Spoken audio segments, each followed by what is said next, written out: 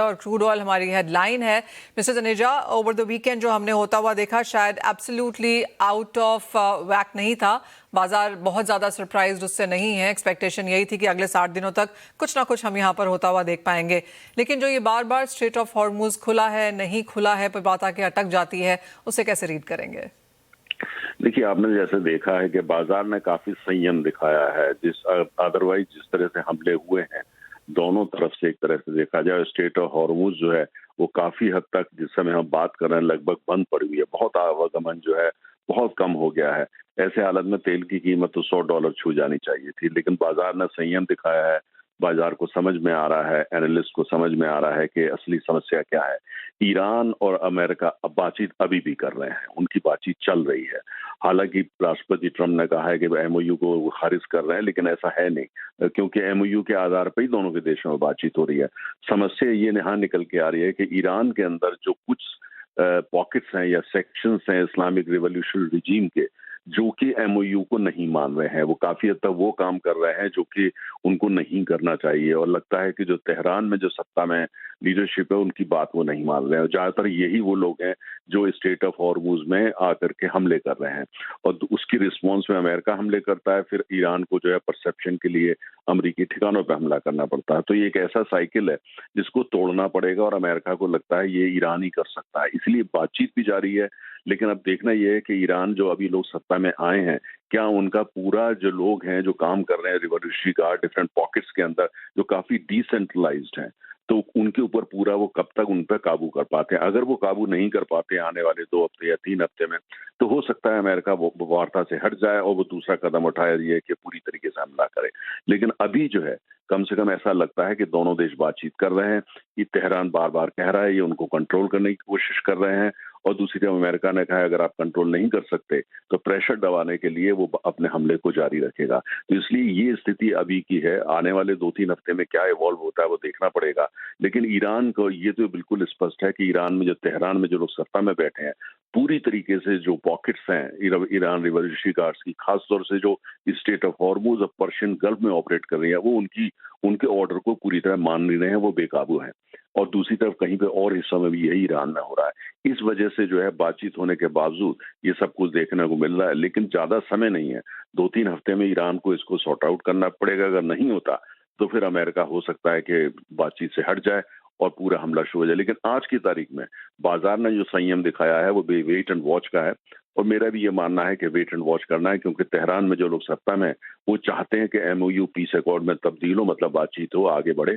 समय लगेगा, 6 महीने 1 साल कुछ भी लग सकता है, लेकिन फिलहाल युद्ध के मूड में वो भी नहीं और युद्ध के मूड में अमेरिका में नहीं। इसीलिए बाजार में आपने देखा है कि जो कीमत है वो जिस हिसाब से जानी चाहिए थी वहां नहीं गई है। बाजार संयम दिखा रहा है, समझ रहा है और वेट कर रहा है। ओह एब्सोल्युटली। और जैसे आपने कहा 4.5 पौने 5% जैसी तेजी अब इस वक्त यहाँ पर कच्चे तेल के प्राइसेस में है। 80 का स्तर यहाँ पर थोड़ा सा with in reach versus out of reach जैसी स्थिति बनी हुई है। मिस्टर तनेजा, दूसरी चीज़ यहाँ पर of course with in the gulf markets है। एक तरफ कतार एक मीडिएटर के तौर पर काम किया है, उसके ऊपर भी ईरान ने हमला किया। यूएई अप्रैल के बाद अब फिर से हमने यहाँ पर इस वीकेंड पे यूएई ने भी हमें यहाँ पर जिस तरह की स्टेटमेंट्स आई हैं कि इंटरसेप्ट किया है मिसाइल जो ईरान की तरफ से आ रही हैं। जॉर्डन है, बहरीन है, कुवैत है, कतर है, ओमान है, सभी तरफ हमने यहाँ पर ईरान की तरफ से हमले होते हुए देखे हैं। कुछ देशों के साथ उनकी बातचीत है, कुछ मीडिएटर हैं। ओमान के साथ तो यहाँ पर स्ट्रेट ऑफ हॉर्मुज और जो बाकी रूट्स हैं वेदर और नॉट उसको टोल लगेगा, कैसे उसको मैनेज करना है, मेंटेन करना है, उसके ऊपर भी बातचीत है। यहाँ से अगर हम आगे बढ़ें, आपको लगता है फिर से straight of Hormuz easily open हो जाएगा without maintenance, without any management from Iran? क्या वो स्थिति हम बनता हुआ देखते हैं उस एरिया में?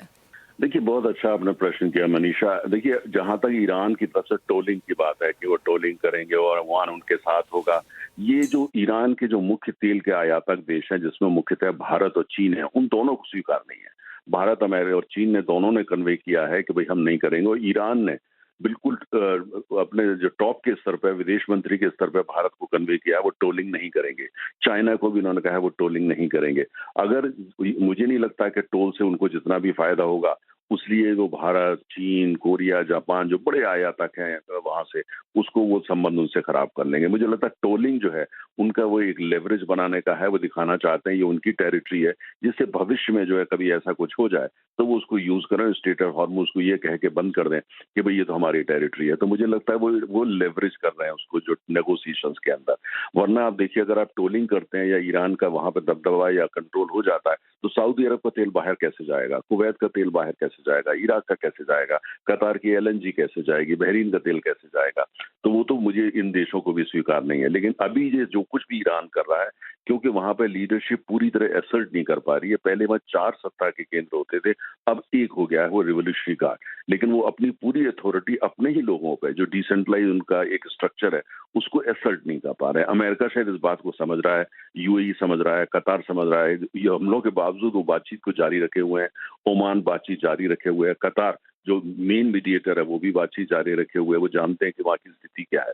तो मुझे लगता है कि थोड़ा वेट एंड वॉच है। लेकिन एक बात तो स्पष्ट होगी भारत जैसे देशों के लिए कि एक सीमा से आगे अब जो है गल्फ कंट्रीज में अपने तेल की एनर्जी सिक्योरिटी के लिए आप डिपेंड नहीं कर सकते। जब तक कि दूसरे रास्ते खुल नहीं जाते, वो रास्ते जो स्ट्रेट ऑफ हॉर्मुज से नहीं निकलते। लेकिन वो short, medium to long term के सारे प्लान है। लेकिन अच्छी बात यह है कि दुनिया में तेल का उत्पादन बढ़ गया है। तेल की कोई कमी नहीं है। भारत में जो ऑयल की जो सप्लाई है वहाँ किसी तरह की कोई कमी नहीं है।